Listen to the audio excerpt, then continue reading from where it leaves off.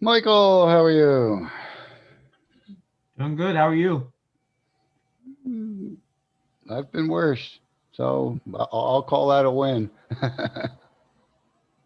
Any update on the cannabis fair we are talking about and date? And I got a little bit of info yesterday that I needed to get from them as far as what my max capacity is going to be. It's a little smaller than I had expected. So in the next day or two, we're gonna me and the board. We're going to sort of look at what we may or may not need to do for any kind of adjustments, just to make sure that we cover all of our bases. Um, I don't see any real need for changes in the way we've structured most of it. Um, but I should know a little bit more. I mean, I know I'm pushing it because May 10th, which is only almost a little less than 2 weeks away, is only 2 months from the event date. So I know I need to kind of get people more solid information. The one thing I did do is on our event page on Facebook and also on our event page on our website.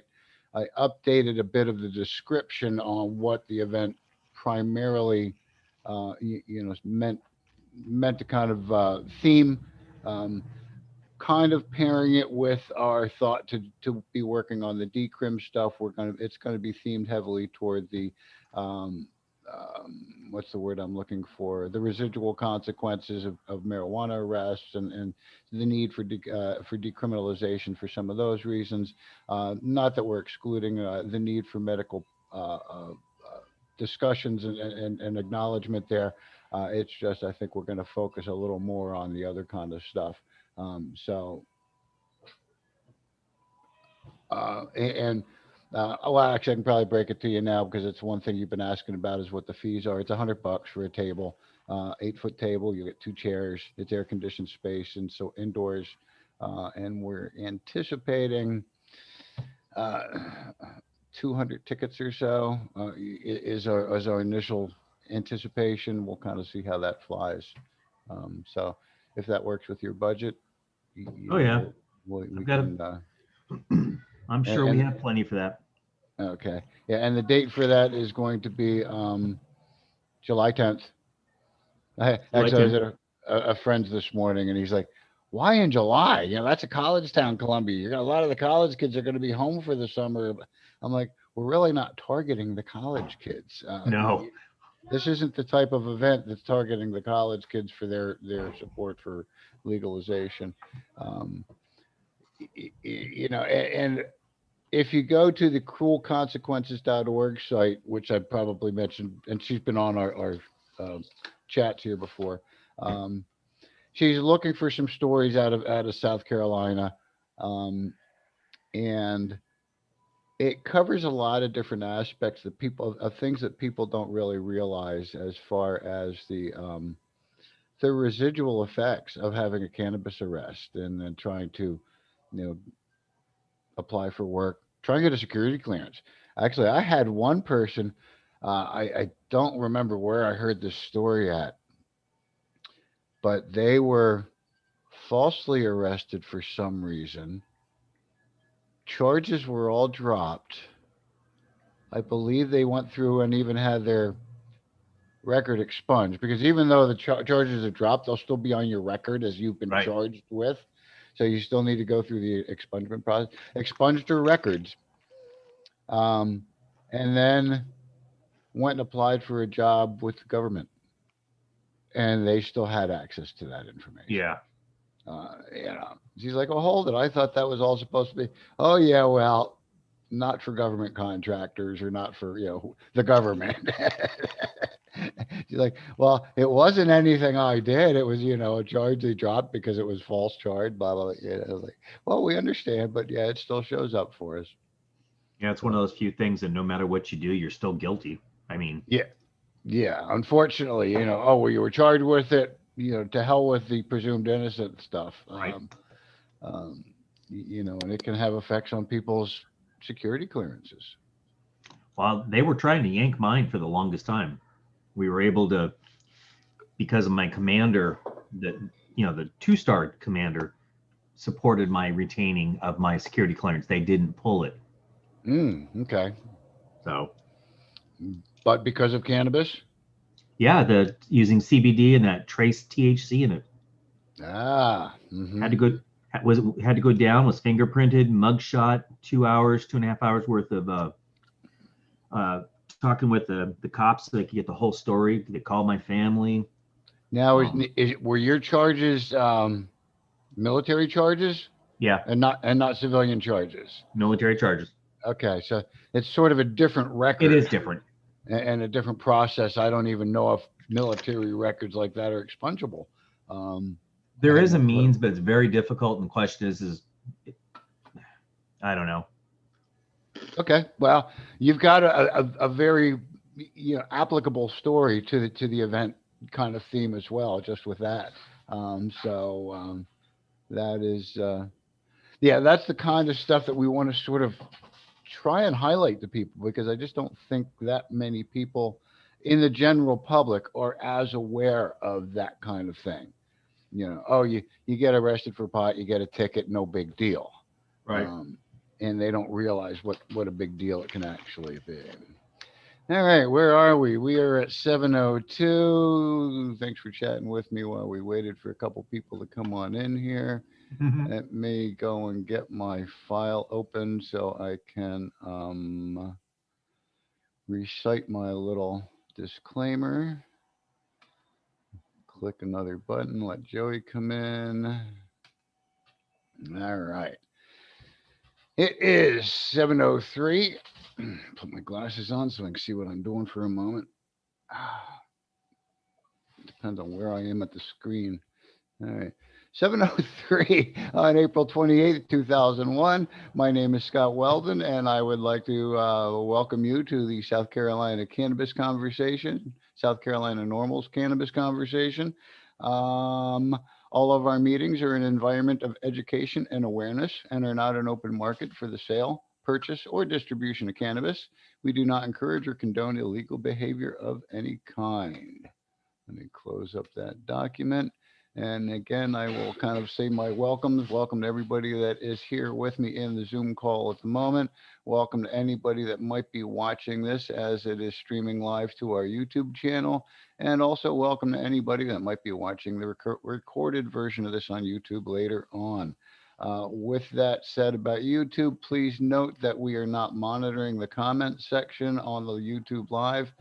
So if you do have comments, questions, or concerns, please leave them down below in the comments section, and we will try and get and visit that within the next 24 to 48 hours and respond to your inquiries if we can. All right. I'm going to hide that little thing so it doesn't bother me. Hide that. And one other thing before we get started, I am going to go and find, oh, there it is right there. Go find the link for the PDF that we'll be sharing here tonight.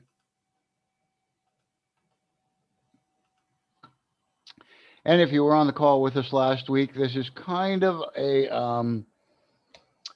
rerun. I may get a little bit more, and I want to focus a little bit more on organization, but it's really going to just be a repeat show of last week. So bear with me if you will. I actually kind of see this repeating in some variation or form coming up over the next couple of months as we start to get people together. But what I dropped into the chat window there is a link to our local initiative guide. It is a citizen's guide to changing local laws by ballot initiative in South Carolina. Let me just sort of repeat that because I tend to stutter and slur from time to time. A citizen's guide to changing local, let me repeat, local laws by ballot initiative in South Carolina. South Carolina does not have a state level ballot initiative option written into their constitution, as some states do. Some of you may remember this past November, 4 states had a marijuana ballot initiative on their ballot, and 4 states passed um, some form of legalization. I believe all 4 of them were recreational, but I may be mistaken on that.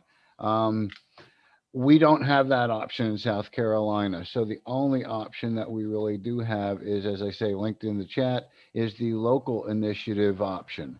And when you're doing a local initiative option, it does not, it cannot go contrary to state law.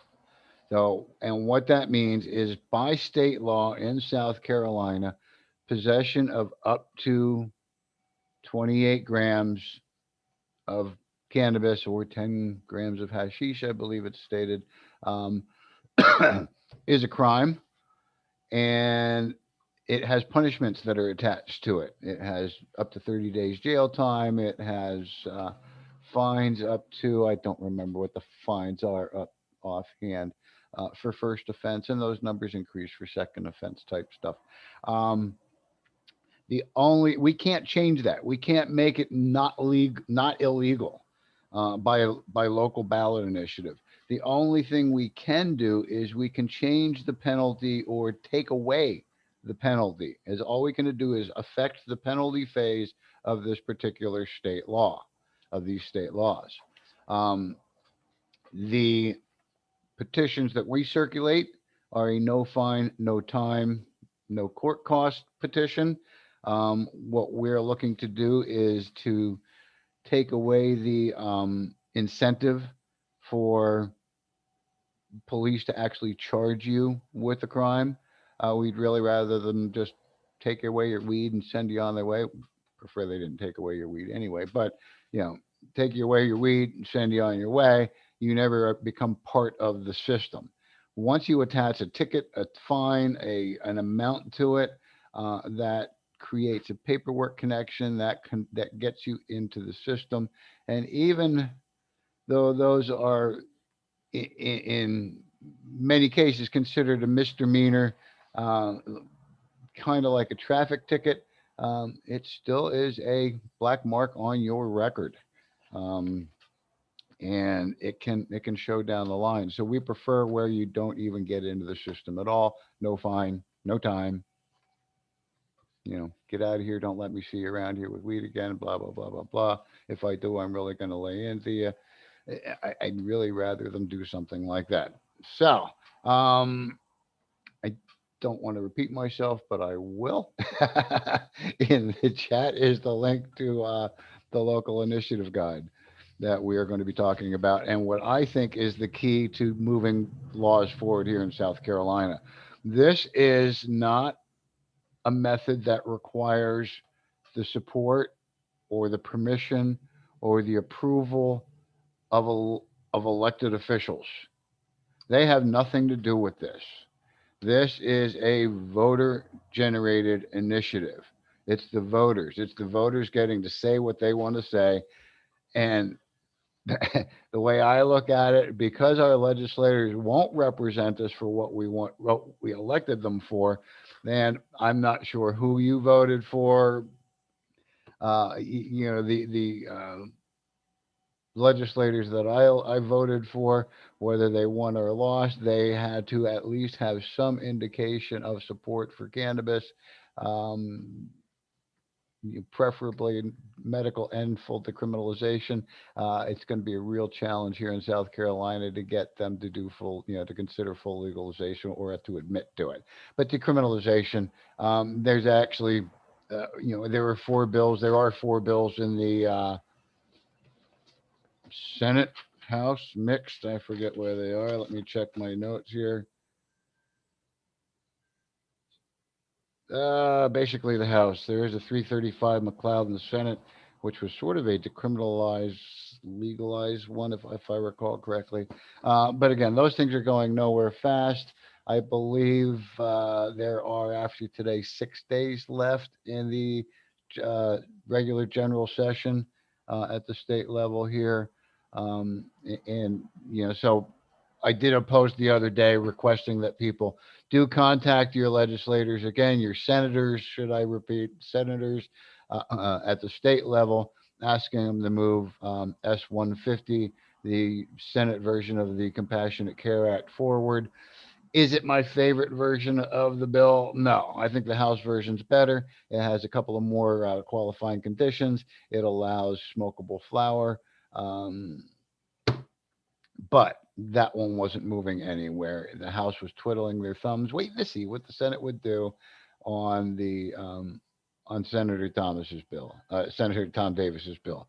I sometimes relate legislature like high school or school where oh well this clique over here is going to wait and watch what that clique over there does, and Tom's been around longer, then he's got more seniority on this. I don't know if he's got actually more seniority than Humphrey, but or Herb Kurzman, but Herb Kurzman's this is his first time um, sponsoring the Compassionate Care Act, and it's Davis's third time. We going on four? No, third time over 6 years.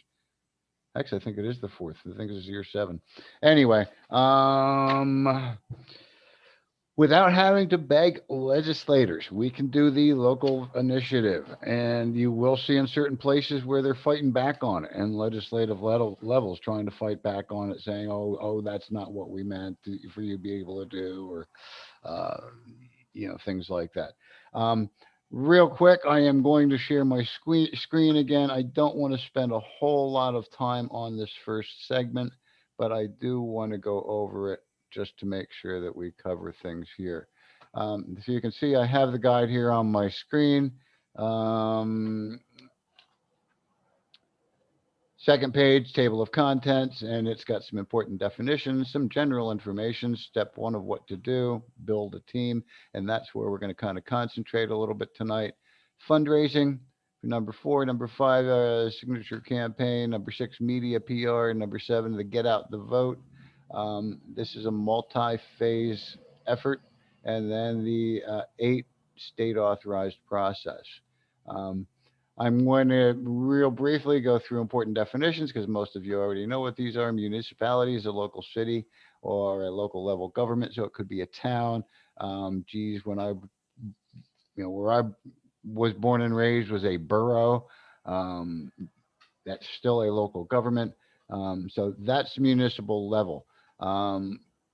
Municipal level, we're referring to that local level of government structure.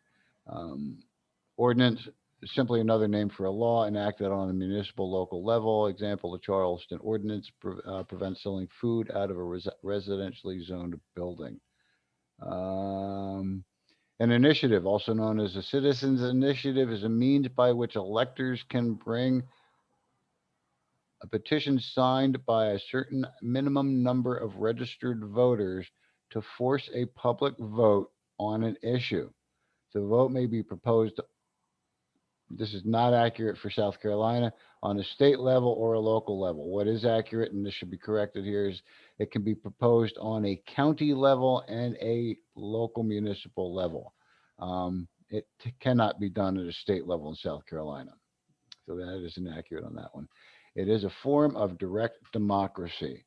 So instead of the indirect, where we're going through and begging our legislators, taking action on our own. Now, it's not easy. It takes a lot of work. First part of the work is the petition. We have a couple of local ones here for Charleston, City of Folly Beach, and the town of James Island already drafted, and others will only be drafted as teams are solidly formed and fundraising is commenced on those particular areas. We'll get into that in a minute. But the petitions are the actual documents that are going to be signed by the registered voters during the initiative process. It is not a process where we can post these online and people can just digitally sign their name to an online petition. These are once we print these out, they become a legal document. The person that's signing or that's collecting the signatures has to sign an affidavit on the back of the petition, and they're not allowed to sign their own petitions that they're collecting for. So they would have to sign on someone else's. And a good example, I figured the minimum number of petitions that we would need to circulate in Charleston at 40 signatures each to get the 15,000 uh, is going to be approximately, 375 if every single spot is filled. I'm guessing it's going to definitely be more than that. Um, I want to follow up on that. A referendum is just a means by which electors can bring a petition to challenge an ordinance recently enacted by a municipal legislative authority, or as we're doing, referendum against a state law and changing the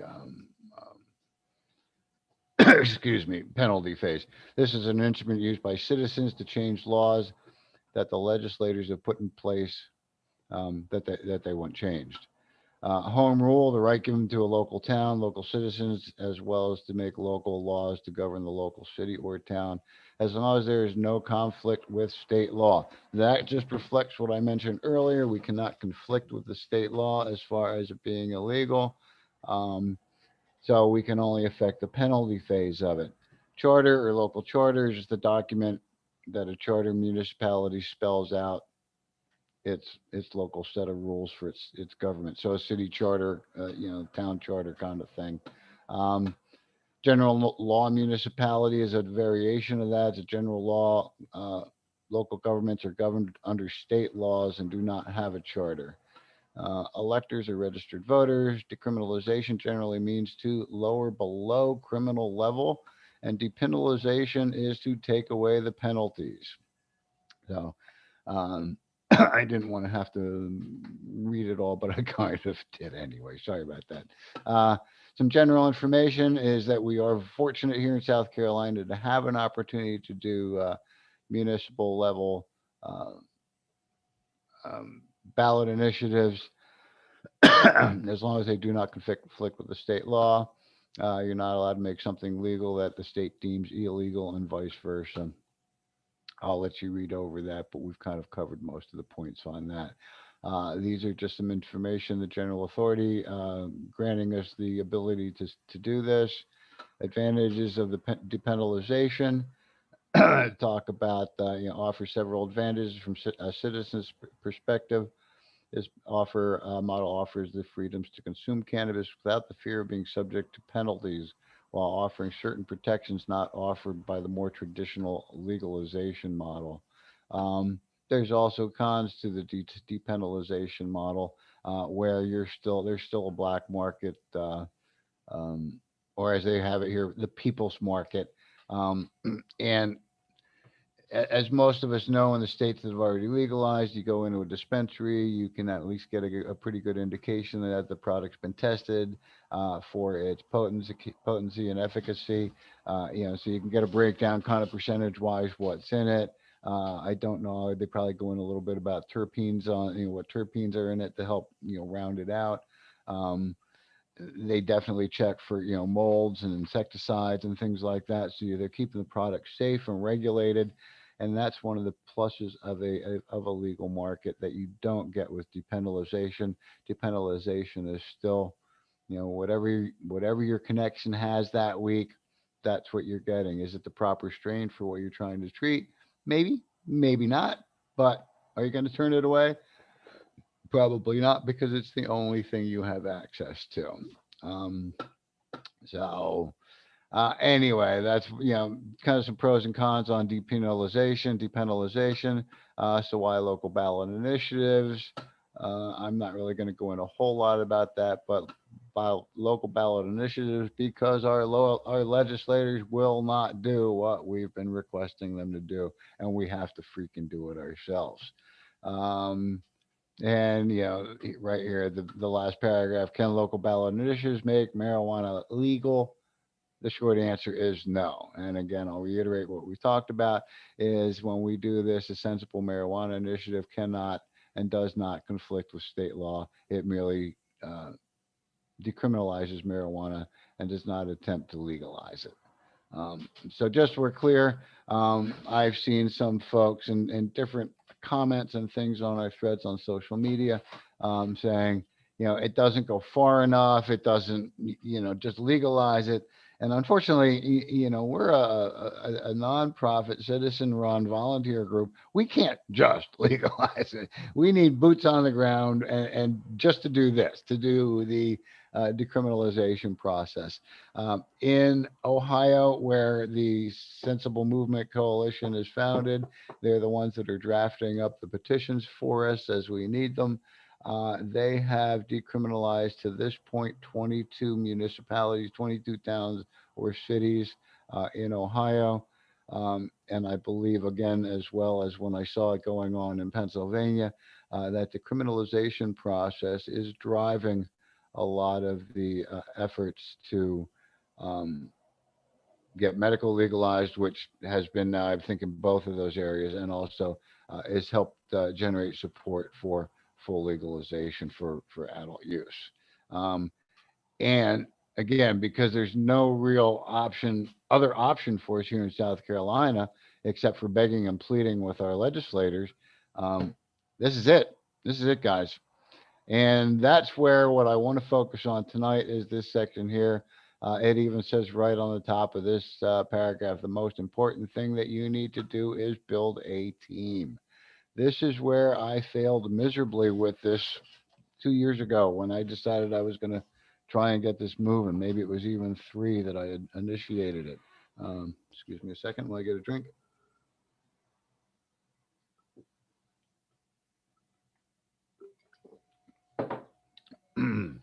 um, Unfortunately, in my position here at South Carolina Normal, uh, I'm one person, and the reason that I'm called the director, and I had to have this kind of explained to me by somebody else, is you're supposed to be directing the activities and the actions of the rest of the organization under the guidance of the board. Um, and not that you're supposed to be the one out there doing all the things. You're supposed to be directing these activities. And it in many cases that's not how it works. It is I'm the guy that's going out and I'm the person that you know you may have seen some of the pictures of places, but I've got signs on front and back, legalize weed, honk for hemp, blah, blah, blah, sign our petitions out on the street with our banners and our signs and our clipboards. And it only goes so far. I mean, I can only cover so much space, and being out there alone a lot of times, people are like, look at it, it's novelty, but it's not causing people to really pull over. And I mean, mind you, people did pull over. I'm not saying they didn't, but there's a lot of ways, and we'll talk about it in here on collecting, whether it's going door to door, which to me is not my preferred method, or trying to have collection events out and about in the town and the city. So anyway, team building is the most important thing that you need to do. That we need to do is build teams for whatever municipality we are looking to decriminalize. Um, I had a discussion with a couple of our board members, and I said what I think we're going to try and do moving forward as people start to say, "Hey, I want to get involved and try and decriminalize in my town or my community." Before we actually go ahead and get the petitions drafted, we want to start on these team building exercises, should I say, or team building efforts. Um, you may have to build a team, this group over the course of time, unless you're lucky enough to have an existing group to help with the process. We do have at least somewhat of an existing group. Again, I'm going to go back to last time. Um, I was looking to try and find us just here in the city of Charleston volunteer coordinators for different segments of the city. Um, in most of the larger cities, I'm thinking that's going to have to be kind of the game plan, is trying to find coordinators in those particular areas that can head up some teams in those areas to collect signatures in those areas. As it says here, volunteers will come and go, but it's critical to have a small team of people that will always be there. If you do not have that, have them to keep going, eventually you'll find them. Um, Networking is an important task that will help you build this team. What one person cannot do, several can manage. Teamwork makes the dream work. Oh, I always hated that freaking phrase. Sorry about that. It claims here these quotes are true, and really it does. It's going to take teamwork to make this happen. It's not something that one person can do, but if we get enough of us together and focus on uh, individual communities as we move forward, uh, I think we can get this to happen. Um,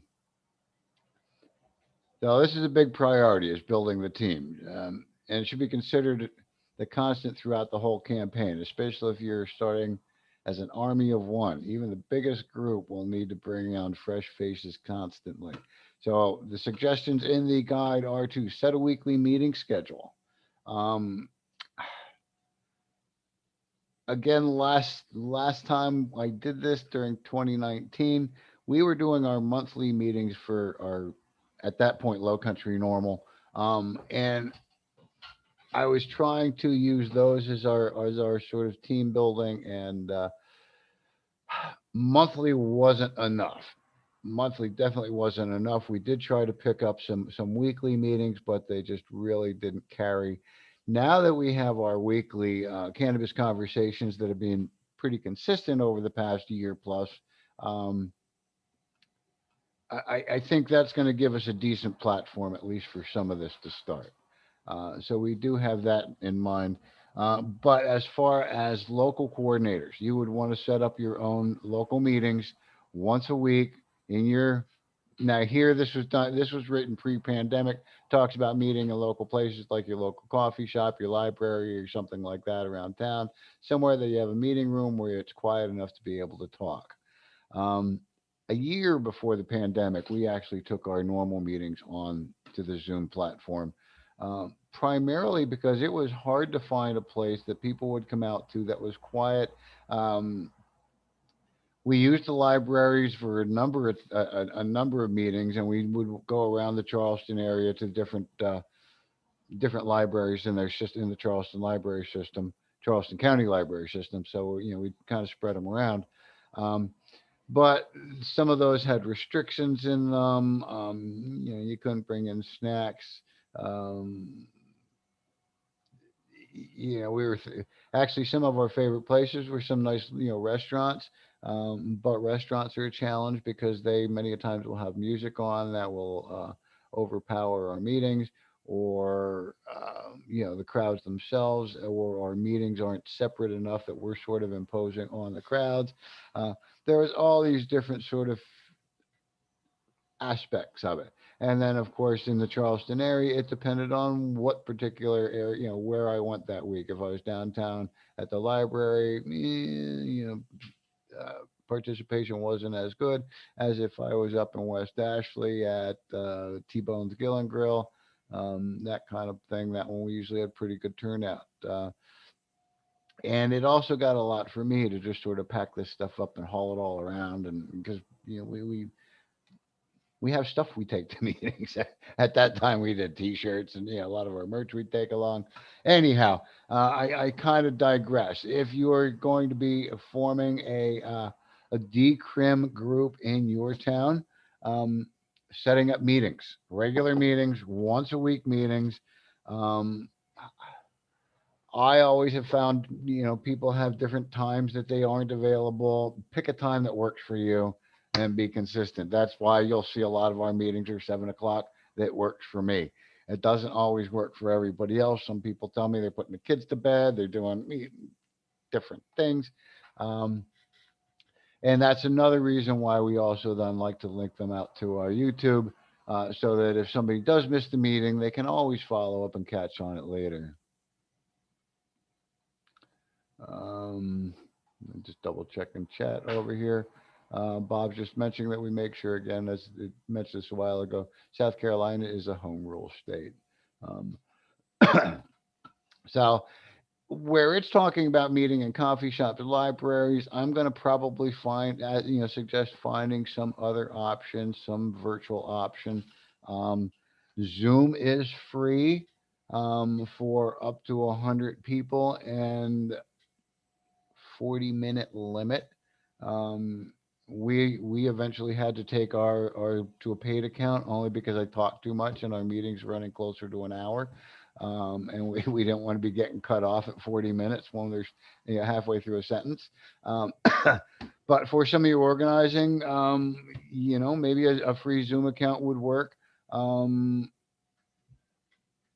Maybe even a meeting in a social media group. I'm not sure how well that would work, um,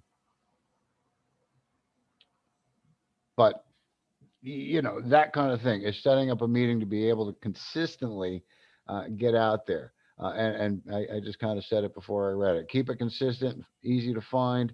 It's important that you meet every week. If you don't keep the schedule, you'll find it difficult to keep volunteers. Um, So that consistency is going to be one of the big parts of it. And again, that's probably one of the areas where when we tried this a few years back, I kind of failed miserably at starting up the weekly meetings and keeping them consistent. Um, Recruit at every meeting. Volunteers will come and go. It's just how it works. So it's important to keep recruiting help all the time.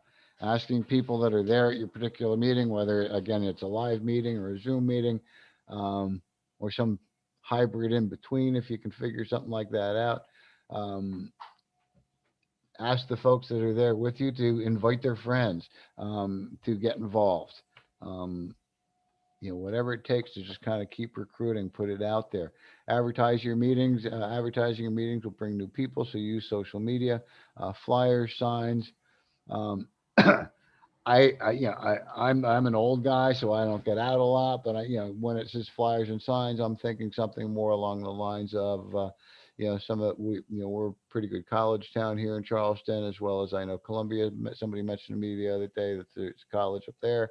Uh, get some of the students out there, maybe helping to take flyers around and hand them out. Um, Let people know, hang them on their bulletin boards, hang them on the bulletin boards at work. If you, well, maybe not. You don't want your boss coming going, hey, what's this all about? Unfortunately, bosses aren't always willing to let you hang that on the board and not make you piss in the cup. So, so maybe not there. Use your best judgment. Use your better judgment, definitely. But flyers, networking, anything you can do to sort of get the word out there that this effort's going on in your community and that your meetings are every week. Some of you may have noticed not too long ago we changed our graphic that we use quite often for our cannabis conversations, and it says, every week, every week on Wednesday, 7 p.m. And it's part of the graphic just to sort of drill it in there. That's when we do this, and that's where we're going to be. And it's obvious it's about cannabis. Um, so always be recruiting, always be kind of advertising. Um, it doesn't say it up here, but always be fundraising. It says it down below. This one's talking about also these different groups if they're when they're active. Not only schedule a weekly meeting, but also start scheduling weekly events. Activity gets the job done. So using your meetings to schedule events for every weekend. Inactivity will slow down the process and lose the progress and lose you volunteers. Some weekends will be for fundraisers, others will be for petitioning. During the campaign, you'll want to keep your activity in town as much as possible. Um, Signature gathering is done everywhere. Um, Now, the biggest challenge I found with signature gathering, especially here in Charleston, being a tourist area, there are many people that are all willing to sign the petition, but they're not from South Carolina or they're not from Charleston or they're not from the United States, maybe many times. Um, they're all supporting us, but they can't sign our petition if they aren't a resident of Charleston and a registered voter of Charleston. They can't sign the Charleston petition. Um, I did get a requester on our event page on this. You know, can we do city and town level? Is it only county level? And you know, I think we've kind of cleared that, but I wanted to bring up the county level option. There's only 46 counties in South Carolina. If we could get 46 petitions and decriminalize each county one by one, it's only 46 petitions. But the number of signatures needed for each of those petitions to get an entire county would be pretty big, I think, in good example, Charleston County. Um, because you've got a couple of the largest towns in this area. You've got Mount Pleasant and you've got North Charleston. There's actually, does it go Charleston, Columbia, North Charleston, Somerville, Mount Pleasant, somewhere in there? So a lot of them are kind of right up this area.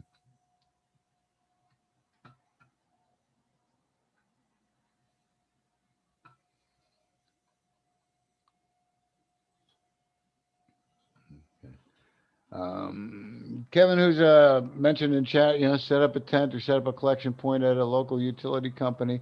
There are some other suggestions as we get through the guide here. Um, I'm not sure if a utility company would permit it. I mean, they are sort of a private company, although they are, regulated. Um, Near one, on public property, on the public easement, public right of way, absolutely. Um, that kind of thing, near the public library, near the supermarket. If you could be, if you get the supermarket to allow you into their parking lot, that would be another thing. And I mean, they're private businesses, but they may allow you to. Um, Let me get. I'll go through this as we get down here a little bit further. I want to kind of talk about some of these fundraising things. So obviously, this is the second most important task of the campaign. Although local ballot initiative is very attainable and vastly less expensive than any other form of marijuana reform, it still takes some money. For example, in 2014, the team at Toledo was able to get on the ballot for less than $2,000. There were 13,000 signatures collected in the span of approximately 4 months. As an example, we need approximately 15,000 here for Charleston. I can't imagine getting a team together to get that all done in 4 months, but it's possible. Okay, 2,000 more make it 5 months. Depending on the amount of signatures needed, this number can vary from as little as 1,000 and upwards of 2,500. For smaller towns, it's estimated that 1,000 would include attorney's fees. And I have to kind of go in and look into some of that as well, and the fees for that. Getting on the ballot is just the first step. You also need money for the get out the vote segment of the campaign. That's very important. Collecting signatures doesn't mean you're done. That just means once you get the signatures done and they've been confirmed by the Board of Voter Registration, uh, you get on the ballot. Depending on how long as you can deal with whatever challenges they try and throw at you, and they probably will. Um, but they shouldn't be able to stop it because it is what it is. Um, but once it gets on that ballot, then it's a matter of going out and making sure that the voters know that it's on the ballot and to vote yes on, this particular question on the ballot. Um, do I have it in front of me? And the question is, shall the city of Charleston adopt the sensible marijuana ordinance, which lowers the penalty for misdemeanor marijuana possession to the lowest penalty allowed by state law? And it's either yes for the ordinance or check no against the ordinance. Um, and that's how it will be on the ballot. Your town, name inserted here. Um, so I do want to kind of go down here. Let's say, don't worry, you can do fundraisers as you go. Keep building money as you need. It won't take millions, but a few $1,000s goes a long way at a local level. And there are different rules for fundraising as a PAC. um, we'll talk about this later in the guide. And it's easier to team them up with a nonprofit to help in this process. Thank goodness South Carolina Normal is a 501c4 nonprofit. The difference between a C4 and a C3 is a C4 has a lot more latitude and allowance in political activity. Um, because of the allowance of political activity, your donations are not necessarily tax deductible as they might be with a 501c3. Um, a nonprofit organization has more freedom in fundraising. It's better to fundraise under a sister nonprofit and make donations to the PAC. Um, I don't think we necessarily need to even set up a PAC in that order, or we set one up for each town. Uh, the size of your town can dictate how much money you'll need. There are many ways to meet your financial goals. Be open to new ideas and creative. Your fundraiser ideas will also help in bringing awareness to your campaign. So fundraising will help bring awareness to the campaign, and potential volunteers will help bring as well. Um, Now they talk about things like rummage sales, yard sales, garage sales. Empty out your basement and get out and do a yard sale, and anything you collect, donate it to your cause. Car washes. If you have some folks in your team, you want to get out and do a local car wash. It seems to work for all kinds of different organizations. Car wash for help to try and decriminalize marijuana in your town. Um, Comedy club fundraisers. Now, that's interesting. I've never tried that. I don't know how that might work, but established comedy clubs often have fundraising programs. Contact your local comedy club. Well, I'll have to look into that. If not, contact a local venue and see if they'd allow you to sell tickets to a show. Look for local comedians that are willing to donate their time. Um, there might be, different music or clubs or something like that that may allow you to yeah, maybe not so much. I know there's a lot of bands that are willing to donate their time and effort to the cause. So if maybe you could set up a musical show somewhere, like at a park or something like that, and sell some tickets to it, or take donations at that event. Um, you have to be careful about some of those because of permitting and such like that.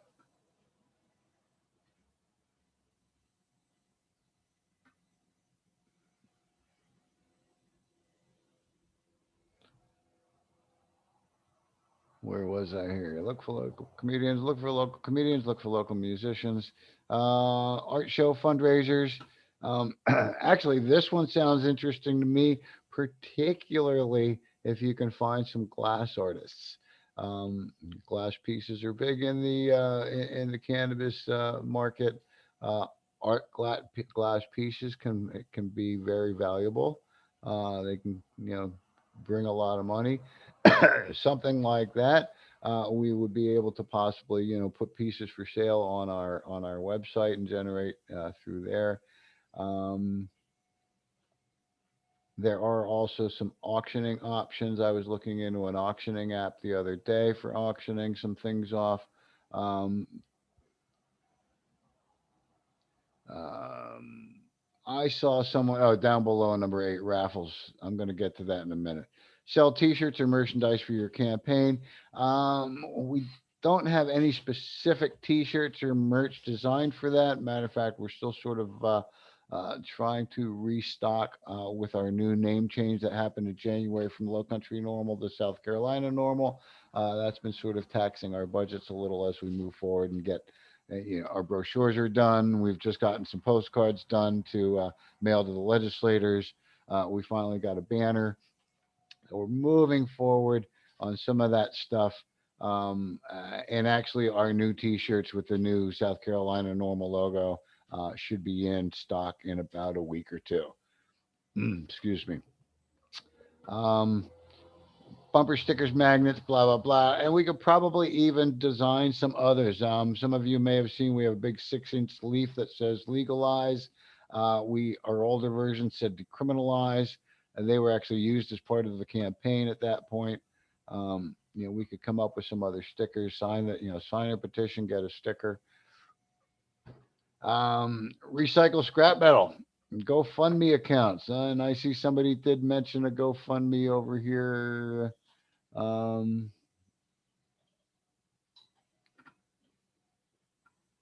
for Georgia VA clinic. Raffles. Okay. Raffles is one thing I'm going to say no to. Raffles are a challenge because they take special filings with the Secretary of State, South Carolina Secretary of State.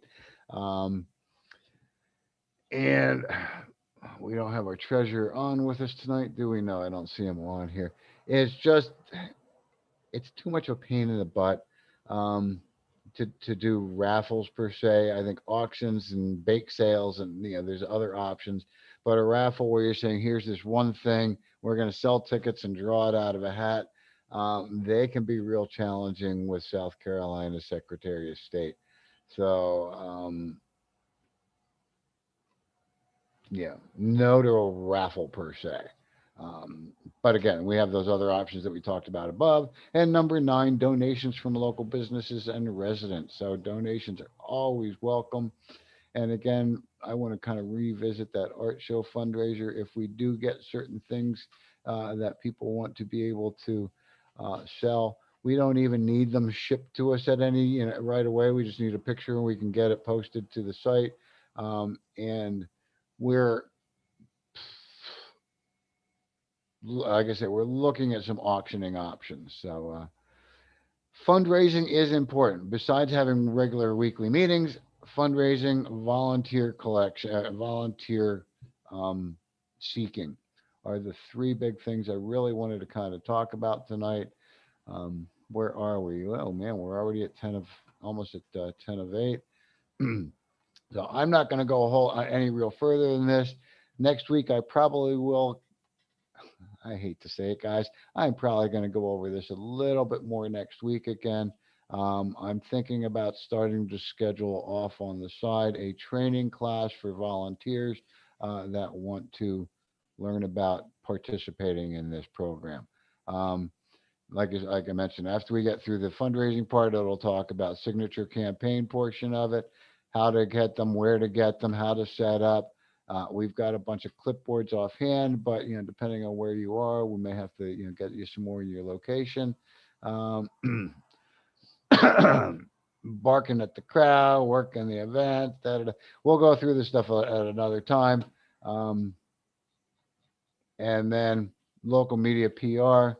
A real quick comment on that. We did happen to get lucky 2 or so years ago, and got a radio spot and got invited to a radio station's rock show. Um, so PR is important. Um, with that, writing letters. Actually, I want to kind of highlight that here on the share. Letters of opinion, letters to your editor. Um, those can help the campaign and they don't cost anything. We'll also go over the get out the vote version of that later. Oh, somebody's asking. Bob's asking what radio station. That was Rock 105.5 here in Charleston, or the Bridge. Yeah, the Bridge 105.5. I think Rock was their sister station or something. Um, all right, I'm going to turn off share here so you can see my smiling face again. um, y'all, that link. Cool. I still had it on my clipboard. I'm going to drop it in there one more time, just because I'm going to get annoying with this over the next, like I said, couple of weeks. Uh, I want people to know, and I'm going to ask you all to kind of follow along with me and try and share this information on your groups, your towns. I belong to a local James Island group because that's where I live. Actually, I started the group because I used to belong to another one, and they would edit some of my political speech or um, diss my marijuana speech. So I went, screw you. I'm starting my own. Because not only do they'd edit it, they delete it, stuff like that. And like, well, I'm going to make an unedited page. And so pretty much if people post and it's not spam, it stays. Their opinions are valid. um, so that's it for me tonight, guys. Like I say, we will go over this again in the future. I am definitely looking for volunteers to help get this program organized.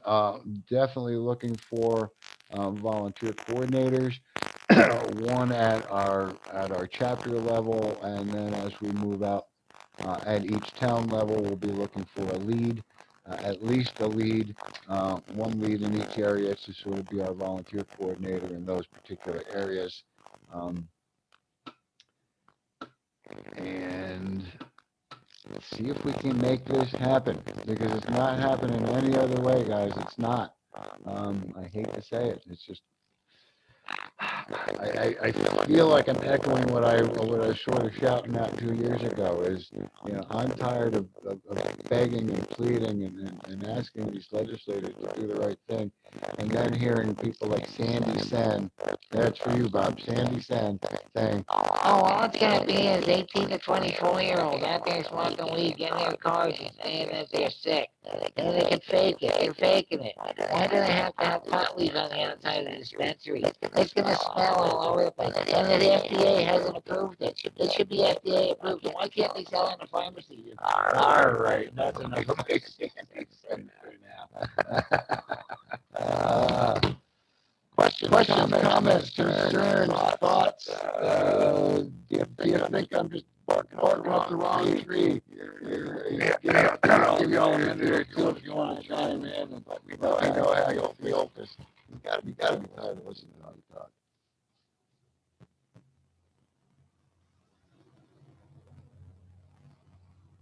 I can't say enough bad things about it. Yeah, so sorry about that. I don't find you to be a person. All right, y'all. That's enough of my Sandy tonight. Last minute here before we go. Before we actually started the meeting, I was talking to Michael here about we have an event planned on July 10th in Columbia. It's going to be called the South Carolina Normal Cannabis Convocation, a convention and trade show. It's going to be more of a little mini convention trade show. But there is an event posted on our Facebook page and also on our website. It gives a brief description of what the event's going to be. Sounds like my mic went out. Or it's going out.